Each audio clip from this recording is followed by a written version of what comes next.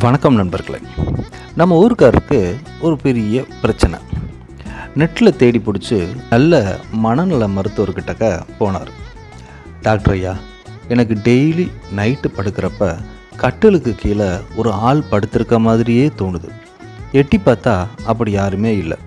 பயத்தில் தூக்கமே வரமாட்டேங்குது அப்படின்னு சொன்னார். டாக்டர் உடனே, தம்பி, இதெல்லாம் சரி பண்ணிடலாம். வாரம் ஒரு தடவை அப்படின்னு ஒரு 5 செஷன் என்கிட்ட வாங்க, கண்டிப்பாக சரி பண்ணியே தரேன் அப்படின்னு சொன்னார்.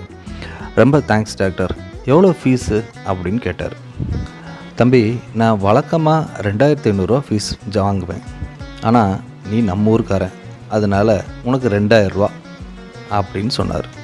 ஓ அப்படிங்களா, சரிங்க டாக்டர், நான் அப்போ வர்றேன் அப்படின்னு சொல்லிட்டு அந்த பையன் போயிட்டான். ஆனால் திரும்பி வரவே இல்லை. ஒரு 2 மாதம் கழித்து ஒரு பிளாட்பார கடையில் ஒரு காப்பி சாப்பிட போன டாக்டர் அந்த பையனை பார்த்தார். என்னப்பா வர்றேன்னு சொல்லிட்டு அதுக்கப்புறம் வரவே இல்லை, என்னாச்சு அப்படின்னு கேட்டார். அதுக்கு அந்த பையன், சார், அந்த ப்ராப்ளம்லாம் என்றைக்கோ சரியாக போச்சு அப்படின்னு சொன்னான். எப்படி அப்படின்னு டாக்டர் மலைச்சு போய் கேட்டார். அதுவா சார், நம்ம அண்ணாச்சி ஒருத்தட்ட ஒரு பிரச்சனையை பற்றி பேசிக்கிட்டு இருந்தேன். அப்போ அவர் சொன்னது தான் எனக்கு இப்போ சரியாக போச்சு. அப்படி என்னையா சொன்னார் அப்படின்னு டாக்டர் கேட்டார். அது ஒன்றும் இல்லைங்க டாக்டர், அண்ணாச்சிக்கிட்ட போய் இந்த ப்ராப்ளத்தை பற்றி சொன்னேன். அவர் கட்டில் விற்றுட்டு ஒரு பாயை வாங்கி தரையில் விடலை, எல்லாம் சரியாக போவோம் அப்படின்னு சொன்னார்.